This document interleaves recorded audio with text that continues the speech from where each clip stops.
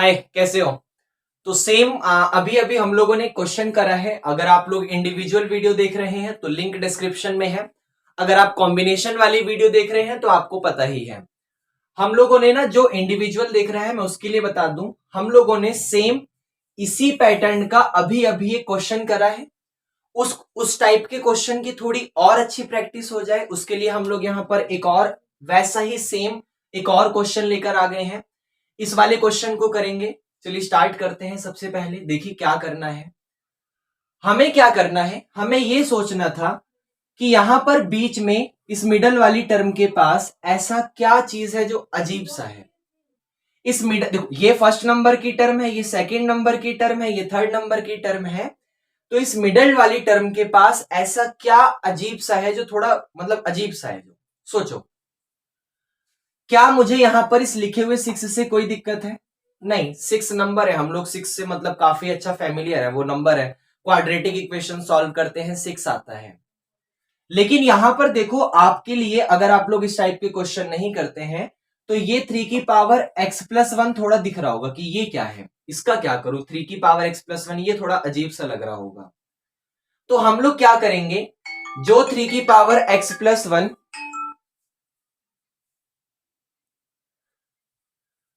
हाँ भाई, तो हमारे पास 3 की पावर x+1 यहां लिखा हुआ है और ये थोड़ा ना अजीब सा है।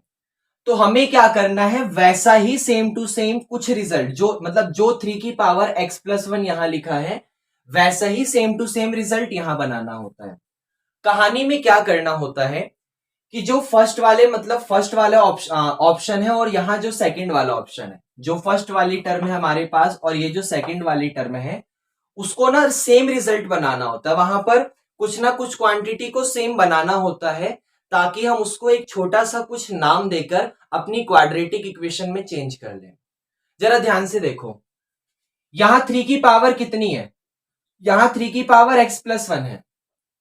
अब यहां 3 तो नहीं है, 9 है, लेकिन फिर भी 9 की पावर क्या है, x+2 है। भाई यहां पर 3 की पावर x+1 है और यहां 3 नहीं है, कोई नहीं, बाद में देखा जाएगा। लेकिन जो भी 9 लिखा है उस 9 की पावर x+2 है। तो सबसे पहले मुझे एक बात बताओ, क्या मल्टीप्लीकेशन में पावर ऐड होती है? हाँ, ऑब्वियस सी बात है, मल्टीप्लीकेशन में पावर ऐड होती है। जैसे मान लीजिए कहीं पर 3 की पावर 4 इंटू 3 की पावर 7 लिखा है, तो जब आप इसको सॉल्व करेंगे तो रिजल्ट में 3 की पावर 4+7 11 आ जाएगा।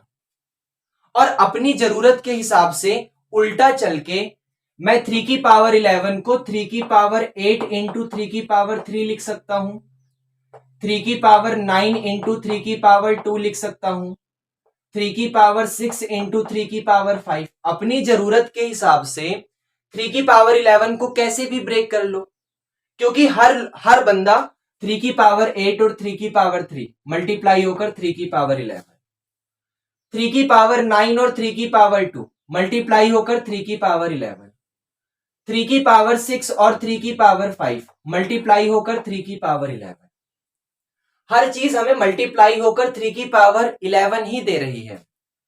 तो यहां पर जरा इसको ध्यान से देखो, मुझे यहां पर रिजल्ट में x+2 दिख रहा है और यहां पर x+1 दिख रहा है।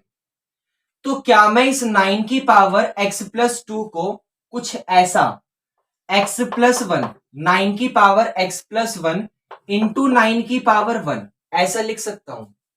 दोनों का बेस सेम है। जब आप x+1 में 1 ऐड करोगे, क्योंकि मल्टीप्लीकेशन में पावर ऐड हो जाएंगी, तो x+1 में 1 को प्लस करने पर x+2 आ जाएगा। 9 की पावर x+1 में 9 की पावर 1 जब मल्टीप्लाई करोगे तो दोनों का बेस सेम है, तो मल्टीप्लीकेशन में जो पावर है वो ऐड हो जाएंगी और हमारे पास रिजल्ट आ जाएगा x+1+1 दैट मीन्स x+2। ये हमारे पास मिल जाएगा। बाकी माइनस का 6 इंटू 3 की पावर x+1 को टच नहीं करना, +1 as it is equal to 0 भी एज इट इज। अब जरा सोचो, अब हमने पावर वाला रिजल्ट x+1 x+2 था और मैंने x+1 x+1 बना दिया, तो चलो पावर वाला काम तो हो गया। अब इसके पीछे पढ़ो, किसके? यहां पर जो बेस 3 लिखा हुआ है, यहां पर 3 लिखा हुआ है, यहां पर 9 है। तो मैं किसी तरीके से 9 को भी 3 की, क्योंकि मेरा मेन मकसद है ये बनाना, 3 की पावर x प्लस 1 बनाना, यहां पर 9 की पावर x प्लस 1 है, तो किसी तरीके से थोड़ा बहुत कुछ करूंगा और 9 की पावर x प्लस 1 को 3 की पावर x प्लस 1 बनाऊंगा। उसके लिए समझना फिर थोड़ा सा बेसिक देखो, आपको पता है a की पावर b की होल पावर c, अगर a की पावर b की पावर c है तो रिजल्ट हमारे पास a की पावर bc आता है, क्योंकि पावर की पावर मल्टीप्लाई हो जाती है, तो b में c की मल्टीप्लाई करोगे तो bc आ जाएगा। अच्छा, वीडियो तो क्लियर आ रही है ना? ओके, बिल्कुल क्लियर है। और वैसे ही सोचो, अगर आप a की पावर c की पावर b लिखते हो तो भी पावर की पावर मल्टीप्लाई होगी और रिजल्ट आपके पास cb आ जाएगा। अब उसको cb बोलो या bc बोलो, कोई फर्क नहीं पड़ता। तो कहने का ये मतलब है कि जैसे मैंने कहीं पर 2 की पावर 5 और उसकी पावर 3 लिखा हुआ है, या मैंने कहीं पर 2 की पावर 3 और फिर उसकी पावर 5 लिखा हुआ है, तो दोनों सेम टू सेम है। भले ही बेस पे कोई फर्क नहीं पड़ा, लेकिन पावर एक्सचेंज हो चुकी है, पहले 5 था, फिर ऊपर 3 था, फिर नीचे 3 था, ऊपर 5 था। भले ही पावर एक्सचेंज हो गई है, उससे कोई फर्क नहीं पड़ता, फाइनल रिजल्ट हमारे सामने सेम आता है। आप इसको सॉल्व करोगे तो 2 की पावर 5 3 जा 15 आएगा, और आप इसको सॉल्व करोगे तो 2 की पावर 3 5 जा भी 15 आएगा, क्योंकि यहां पर भी 5 3 जा 15 और यहां पर भी 3 5 जा 15, दोनों जगह से रिजल्ट आपका सेम आएगा। यहां से भी 2 की पावर 15, यहां से भी 2 की पावर 15।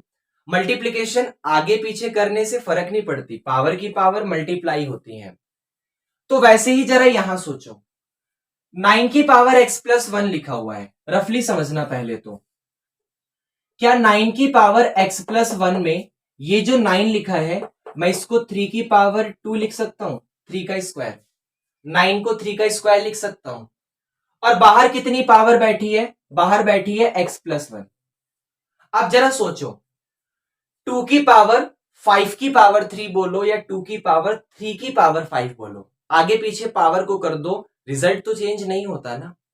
तो वैसे यहां पर सोचो, आपके पास 3 बेस पे तो कोई फर्क नहीं पड़ेगा, लेकिन जो उसकी पावर 2 और उसकी पावर x प्लस 1 है, अगर उसको एक्सचेंज कर दो तो कोई फर्क तो नहीं पड़ेगा ना।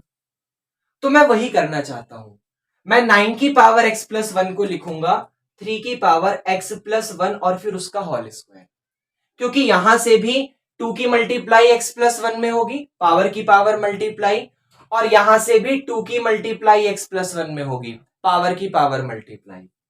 तो रिजल्ट आ गया 3 की पावर x प्लस 1 का होल स्क्वायर। 9 की पावर x प्लस 1 को क्या लिखा? 3 की पावर x प्लस 1 का होल स्क्वायर। पीछे से 9 एज इट इज है, माइनस का 6 इंटू 3 की power x plus 1 as it is है, बाद में प्लस का 1 इज इक्वल टू 0। इतना समझ आया? अब जरा फिर सोचो, अब मुझे एक बात बताओ, फर्स्ट वाली टर्म के पास और सेकंड वाली टर्म के पास कुछ सेम टू सेम दिख रहा है। क्या सेम टू सेम है? ये 3 की पावर x प्लस 1, ये 3 की पावर x प्लस 1 आपके पास फर्स्ट वाली टर्म के पास भी है, और यही 3 की पावर x प्लस 1 सेकेंड वाली टर्म के पास भी है। तो इतना बड़ा नाम देने से अच्छा आप एक छोटा सा नाम दे दो, क्योंकि हमें ना क्वाड्रेटिक इक्वेशन बनानी है, और क्वाड्रेटिक इक्वेशन बनाने के लिए 3 की पावर x प्लस 1 यहां भी है, वही 3 की पावर x प्लस 1 यहां भी है। आप इसका छोटा सा नाम दे दो, लेट्स से 3 की power x plus 1 is equal to a। आपने ये नाम दे दिया, तो कहानी में 9 एज इट इज, आपने इसका नाम a दिया, तो a का स्क्वायर, तो 9 a का स्क्वायर, माइनस का 6 के साथ इसका नाम आपने a दे दिया, बाद में प्लस का 1 और इज इक्वल टू 0। आपके पास ये रिजल्ट आ गया। अब हमें इसके यहां पर फैक्टर करने हैं, तो फैक्टर करने का तरीका, पहले यहां तक समझ आया? पहले 3 की पावर x प्लस 1 था, 9 की पावर x प्लस 2 था, x प्लस 2 को लिख दिया x प्लस 1 इंटू 9 की पावर 1, फिर 9 की पावर x प्लस 1 को लिखा 3 की पावर x प्लस 1 की पावर 2, क्योंकि ये चाहिए मेरे को, फिर 3 की पावर x प्लस 1 का नाम a दिया, तो ये रिजल्ट आ गया। अब इसके फैक्टर करने के लिए a की मल्टीप्लाई करो 9 में, तो सॉरी 1 की मल्टीप्लाई करो 9 में, तो आपके पास 1 9 जा 9 हो जाएगा। अब मुझे 9 के ऐसे दो फैक्टर बताओ ताकि प्लस या माइनस करने पर 6 आ जाए।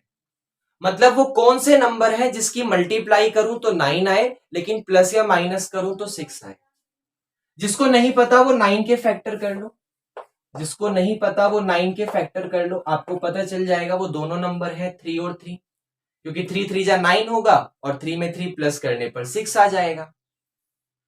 तो तरीका क्या होता है, पहले ए स्क्वायर वाला result as it is, constant वाला रिजल्ट एज इट इज, और ये वाला साइन एज इट इज।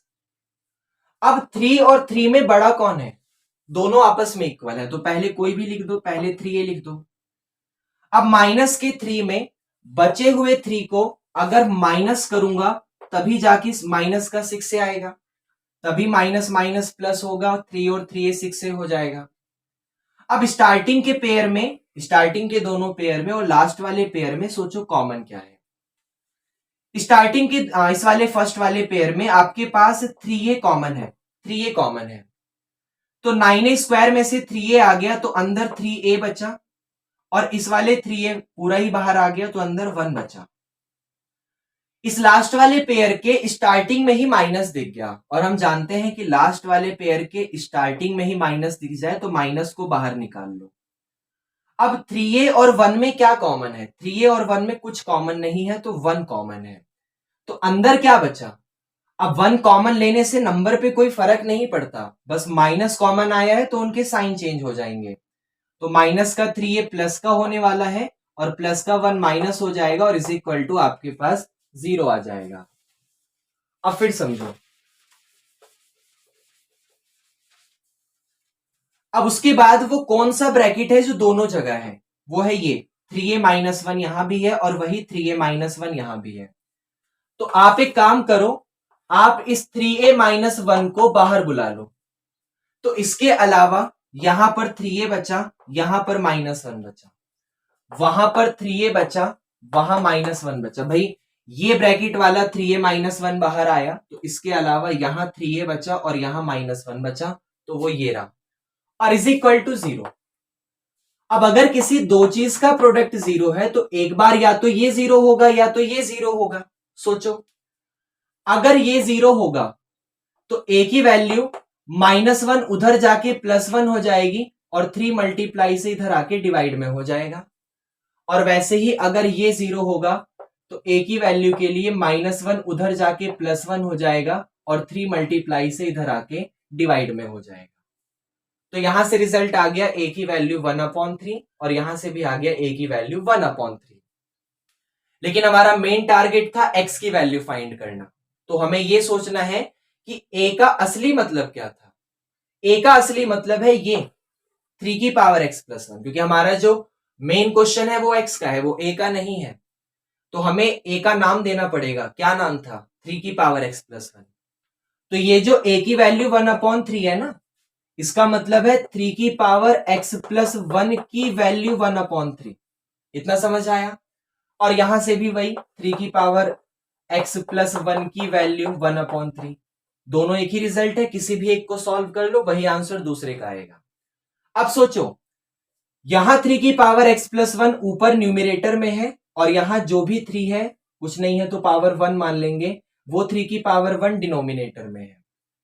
तो जरा इस 3 की पावर 1 जो डिनोमिनेटर में है उसको ऊपर न्यूमिरेटर में ले जाओ। अब आपको यह पता है कि जब कोई रिजल्ट डिनोमिनेटर से न्यूमिरेटर या न्यूमिरेटर से डिनोमिनेटर में आता है तो उसकी पावर का साइन चेंज होता है। तो 3 की पावर x प्लस 1 पे कोई फर्क नहीं पड़ने वाला, लेकिन 1/3 की पावर 1 अगर ऊपर जाएगा तो 3 की पावर माइनस 1 मिल जाएगा। अब यहां पर भी बेस 3 है, यहां पर भी बेस 3 है, तो आप दोनों की पावर को जरा ध्यान से देखो। यहां कितनी पावर है, यहां पावर है x प्लस 1, और यहां कितनी पावर है, यहां पावर है माइनस का 1। भाई यहां पर पावर है x प्लस 1, यहां पर पावर है माइनस का 1। आपको x की वैल्यू निकालनी है तो प्लस 1 को उधर भेज दो, तो x की वैल्यू के लिए minus 1 as it is, plus 1 उधर जाके माइनस 1 हो जाएगा। अब माइनस 1 आपके पास होता है माइनस का 2, तो x की वैल्यू आ गई माइनस का 2। अगर यहां से x की वैल्यू -2 है तो यहां से भी वही काम होगा, x की वैल्यू -2, क्योंकि ये वाला रिजल्ट और ये वाला रिजल्ट सेम है। तो आपने कहानी में देखा, पहले जो यहां लिखा था वैसा ही मेन टारगेट था यहां बनाना, उसके लिए पावर को पहले ब्रेक कर लिया और फिर इसको ये लिखकर इसी का नाम दे दिया, क्वाड्रेटिक इक्वेशन बन गई, इसको सॉल्व करा, दोबारा ए का नाम दिया और फिर अपनी कहानी को आगे बढ़ाकर एक्स की वैल्यू निकाल ली। तो ये हमारे पास उसी टाइप के क्वेश्चन का सेकंड वीडियो था। जैसा भी लगता है कमेंट करके फीडबैक दो और वीडियो को लाइक करके चैनल को सब्सक्राइब करिए और बेल आइकन दबाइए, क्योंकि ऐसे ही क्वेश्चन हम लोग यहाँ पर बहुत सारे करते हैं और डेली करते हैं।